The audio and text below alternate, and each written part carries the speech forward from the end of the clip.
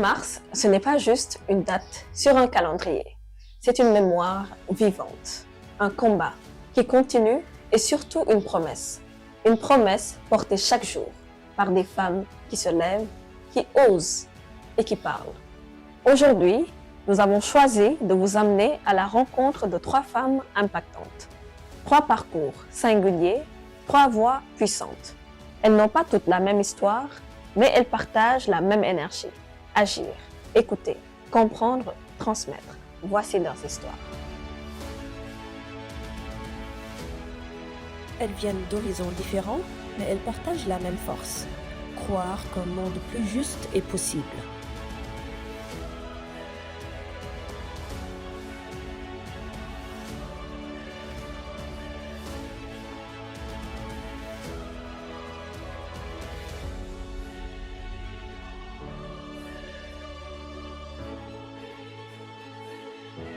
À celles qui les regardent aujourd'hui, elles disent « Osez, apprenez, tombez, relevez-vous ».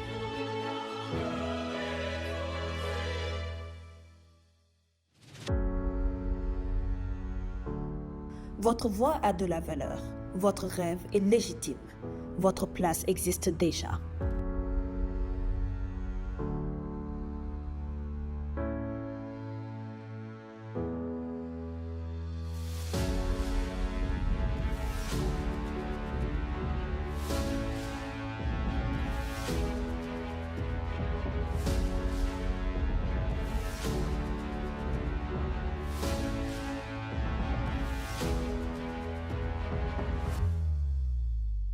Certaines femmes ne parlent pas seulement pour elles, elles portent les silences des autres. Thiara Loum est de celles qui refusent l'invisible. Elle avance avec détermination, elle questionne, elle construit. Être femme et engagée, c'est parfois déranger, mais c'est surtout refuser de se taire. Derrière chaque combat, il y a une conviction. Le changement commence quand quelqu'un ose. Bonjour Thiara, merci d'avoir accepté notre invitation sur Morale. Bonjour Rahma, c'est un plaisir d'être là avec toi. Thiara Loum en 3 mots aujourd'hui. Alors, Thiara Loum en 3 mots, c'est le partage, c'est l'influence, c'est l'inspiration. Que représente le 8 mars pour vous, en tant que femme entrepreneur sénégalaise? Alors, 8 mars pour moi, c'est comme tout le monde, la journée de la célébration des droits de la femme. Et pour moi, ceci est une très grande chose parce que ça nous rappelle encore qu'on a des droits, que je considère déjà très bien, mais qu'il nous faut encore faire beaucoup de choses pour arriver à nous épanouir en tant que femmes dans la société sénégalaise. L'espoir ne fait pas de bruit. Il se construit dans les gestes simples, dans une main tendue, dans un regard qui rassure. À travers les racines de l'espoir, Sophie Gueye plante des graines d'avenir. Accompagner, soutenir, croire en celles et ceux que l'on a parfois oubliés. Parce que l'espoir n'est pas une idée, c'est une action. Alors, ce qui justifie cette action, c'est une continuité. Parce que depuis 2015, on accompagne l'Association des veuves et orphelins du Sénégal. Et qui dit Association des veuves et orphelins, vous entendez le nom orphelin. Donc, bien évidemment, chaque Ramadan, nous offrons aux veuves, nous donnons aux veuves des denrées alimentaires qui permettront aux orphelins de passer un bon mois de Ramadan dans la dignité. Magnifique. Sophie Gueye, si vous deviez vous définir en 3 mots aujourd'hui, lesquels choisirez-vous? Humanisme, empathie, solidarité. Le 8 mars est une journée symbolique pour les femmes. Que représente-t-elle personnellement pour vous? Bon, le 8 mars, c'est une journée des droits de la femme. Elle représente une journée qui doit aider les femmes à porter leur voix plus haut afin je ne vais pas dire qu'elles occupent la place qu'elles doivent occuper, mais c'est vraiment une journée à laquelle nous devons faire entendre nos voix. Puis, il y a celle qui transforme la fragilité en puissance. Artiste musicienne, Khady Pouye ne laisse pas le handicap définir ses limites. La musique devient langage, la scène devient liberté, et la différence devient lumière. Ce que certains appellent obstacle, elle en fait une signature. Khady Pouye, artiste musicienne, c'est là mon grand titre parce que c'est là où tout le monde me connaît. à travers la musique. Et en dehors de la musique, j'ai une machine dans ma chambre. Je fais la couture à part la musique. Et des fois, j'ai une entreprise aussi qui s'appelle Hadi Ponté. Des fois, dans les grands programmes, on me commande du thé. Je fais sur les thermos pour aller vendre avec ma moto aussi. Avant la Tiara, c'était une jeune femme kaolackoise qui est venue sur Dakar faire ses études et qui est tombée amoureuse de l'entrepreneuriat et qui a utilisé son expertise dans les plantes pour mettre en place sa marque de cosmétiques, d'où la Tiara. Était-ce un rêve d'enfance ou une réponse à un besoin personnel? Une réponse à un besoin personnel. Parce qu'effectivement, je suis de teint très noir et quand j'étais enfant, j'ai eu à répondre à beaucoup de critiques sur la couleur de ma peau. Et au fil du temps, je me suis rendu compte que ces critiques ont fait perdre la confiance à beaucoup de femmes. Et donc, c'était pour moi l'occasion d'allier expertise, mais également conviction pour apporter une réponse à ces femmes qui veulent être belles et au naturel. Faire entendre nos voix. Et c'est ce que vous faites si bien. Merci beaucoup. Pensez-vous que les femmes doivent travailler 2 fois plus pour trouver leur légitimité dans l'espace public? Non, seulement travailler, seulement se battre pour arracher cette place que nous avons effectivement dans cette société, que nous avons déjà, que ce soit dans le Coran, dans la Bible, dans les sociétés en général. La femme a toujours eu cette place spéciale. Nous devons juste l'arracher, mais pas travailler davantage, l'arracher, arracher cette place qui nous appartient d'ailleurs. Merveilleux. Si je suis dans mon lit, je n'en rêve qu'à toi. Si je me réveille, je ne pense qu'à toi. Si je suis dans mon lit, je n'en rêve qu'à toi. Si je me réveille, je ne pense qu'à toi. Je pense à toi, mon amour, mon bien-aimé. Ne m'abandonne pas, mon amour, ma chérie. Est-ce qu'il y a des personnes qui vous ont influencé? Des idoles ou des références? Qui m'ont influencé? Oui, c'est Youssou N'Dour. Moi, je suis une fan de Youssou N'Dour depuis tout petit. Certains m'appelaient Hadi Youssou N'Dour. Lui-même le connaît. Et j'ai eu la chance de le rencontrer l'année dernière, avant mon voyage à Paris.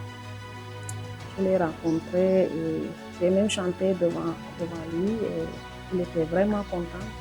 Il a même reconnu mon talent et ça m'a fait beaucoup de choses aussi. C'était en quelle année? C'était l'année de 2023. Le 23, c'est une date que j'ai bien retenue. Ah oui? Ouais. Et c'était quoi? C'était quelle date? C'est le 23 mai 2023. Ouais. Il y a beaucoup de 3. Non, c'est magnifique. Et il faut dire que c'est un grand homme. Ouais, c'est un grand homme homme que j'ai beaucoup aimé. De plus en plus, on voit que les femmes commencent à s'accepter de manière très naturelle et c'est très bien. Mais le combat continue parce que c'est très ancré en nous qu'il faut être de teint clair pour être belle, qu'il faut se maquiller pour être belle. Et donc, c'est un combat qu'on doit continuer à mener tout en étant soft, tout en étant naturel pour amener ces femmes-là à nous rejoindre dans ce combat. On n'a qu'une seule vie et il faut la vivre. Et donc, partout où on ne se sent pas bien, partout où il n'y a pas d'énergie positive, il faut partir parce que la vie mérite d'être vécue. Et je pense que c'est ne pas honorer la dignité humaine que de rester quelque part où on ne se sent pas bien. C'est vrai qu'il y a toujours des histoires derrière nos engagements, mais la vérité aussi est importante. Je pense que c'est une passion, cette envie d'aider les autres, cette envie de voir les enfants aller de l'avant, leurs droits respectés. C'est une passion qui m'a suivie depuis mon tendre enfance.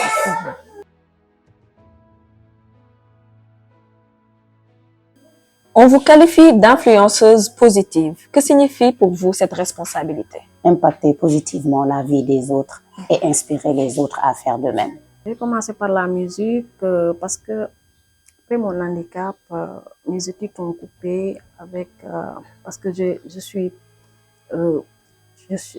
mon père m'a mené tout le temps à l'hôpital. Après, c'est là où mes études ont coupé. Et après, mon père m'avait dit, qu'est-ce que tu voulais faire? Je lui ai dit que je voulais faire la couture. Après, il m'a inscrit dans une école de couture. Après ça, j'ai dit que quand je fais la couture, je chante. Parce que j'avais un ami griot. Quand je chante, elle me dit que tu as une belle voix, tu peux chanter. Je dis, ah, avec mon papa, ça ne serait pas facile. Comme je suis artiste, pourquoi pas ne pas former Andé Afrique pour mobiliser les personnes en situation de handicap pour la solidarité, pour la sociale, pour l'inclusion, pour l'accessibilité, puisque c'est ça toutes les personnes handicapées, c'est ça leur combat. Alors, je me suis j'ai organisé une première festival d'Andé Afrique à Rufisque en 2012.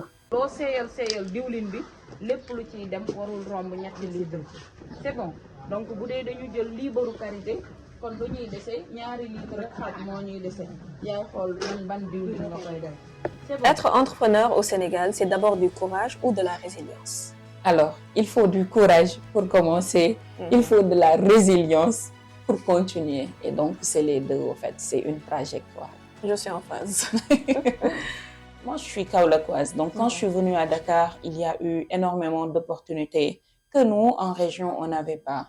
Et j'ai compris qu'il fallait démocratiser ces opportunités-là. Et c'est à partir de là que les collaborations avec les grandes entreprises, avec les structures qui travaillent sur les questions d'employabilité ont commencé et ont déployé ces formations-là en région.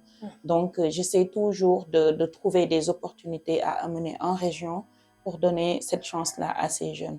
Cela va de l'entrepreneuriat jusqu'aux méthodologies de recherche d'emploi. Voilà.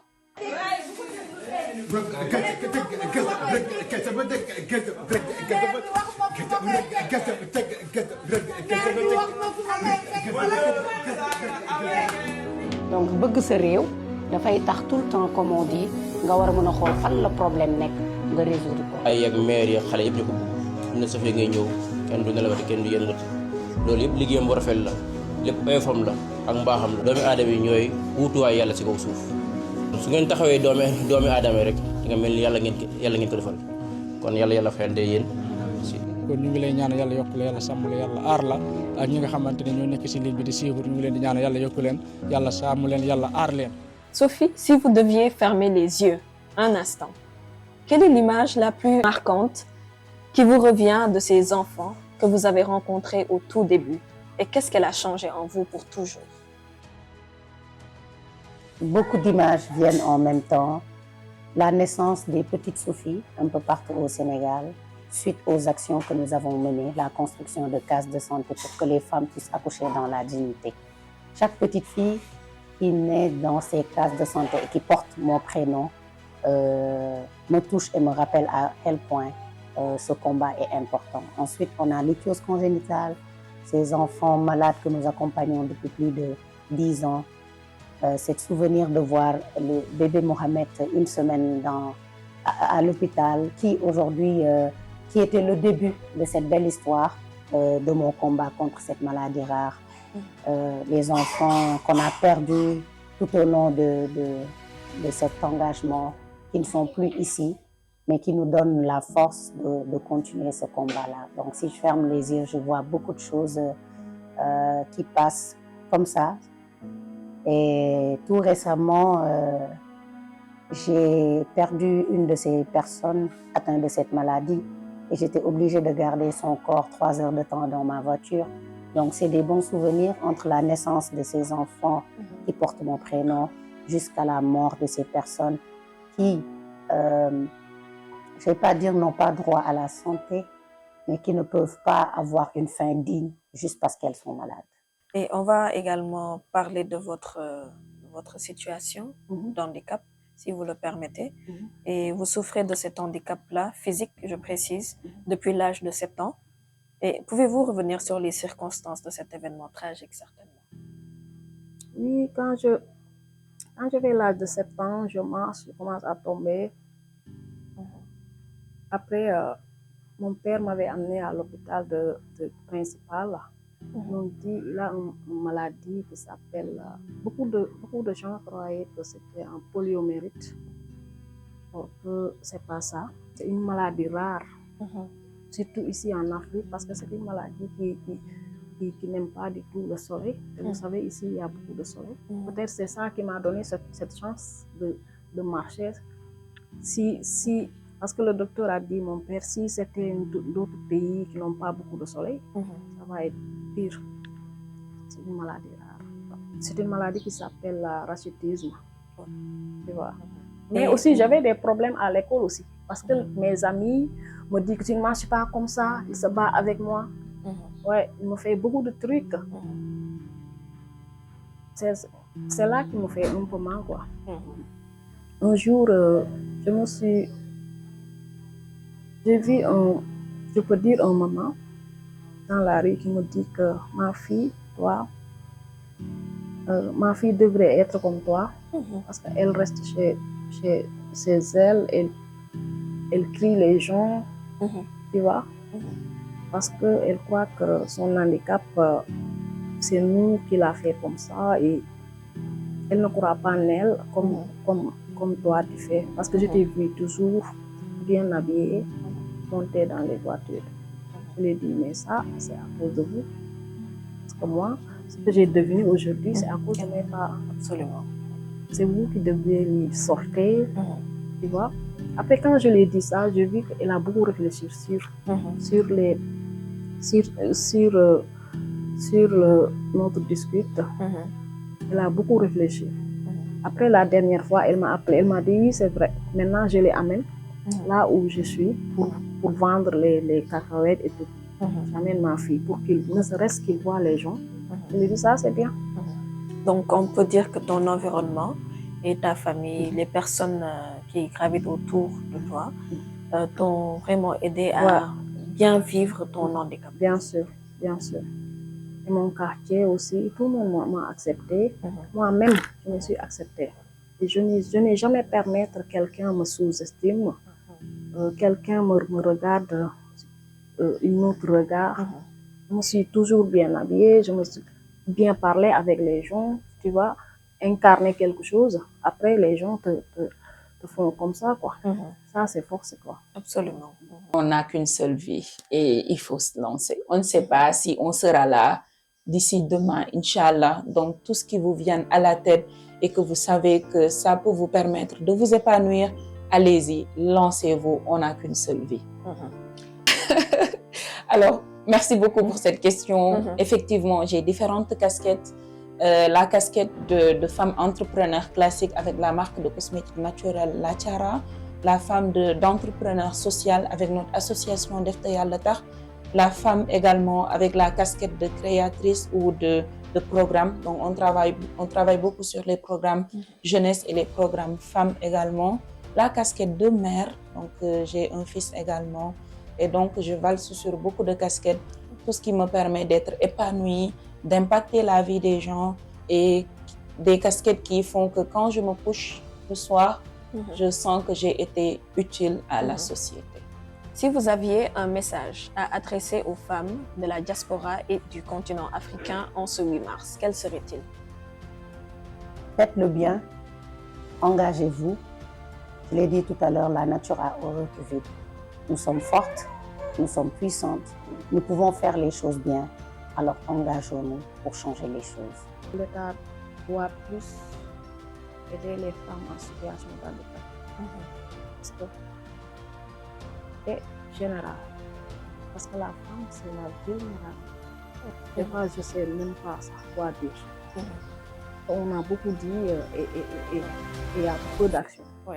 Il y a peu d'action. Beaucoup de mots et peu d'action.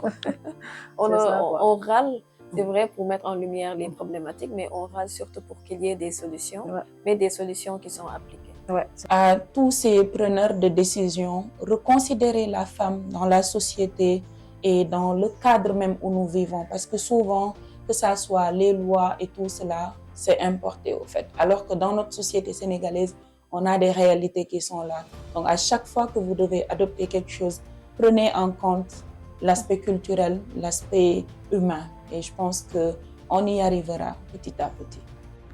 Le 8 mars n'est pas une célébration isolée. C'est un rappel. Rappel que les femmes façonnent le présent. et dessinent l'avenir. Qu'elles soient leaders, militantes, protectrices, artistes, leur force n'est pas exceptionnelle, elle est essentielle. Et quand une femme avance, c'est toute une génération qui progresse. Vivez, hein, chères femmes. Le 8 mars est là. On va parler de nos droits, mais à la fin, c'est ce que vous décidez de faire de votre vie qui va importer, quelles que soient les barrières. Si vous décidez d'aller au-delà, vous y arriverez, Inch'Allah. N'oubliez pas de faire le bien autour de vous. Merci encore à vous. Merci pour tout ce que vous faites. Et comme on dit, on prie pour que tout ce que vous entreprenez puisse être, comment dirais-je, béni par le bon Dieu. Merci d'être passé nous voir. Et aussi, je remercie tout le monde qui est à depuis. Et je remercie mon papa chéri qui est à côté de moi. Peut-être bientôt. Inch'Allah. Inch'Allah. Inch'Allah.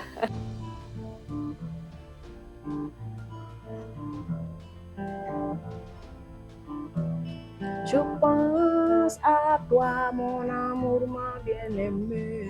M'abandonne pas, mon amour, ma chérie. Voix de femme, force d'avenir.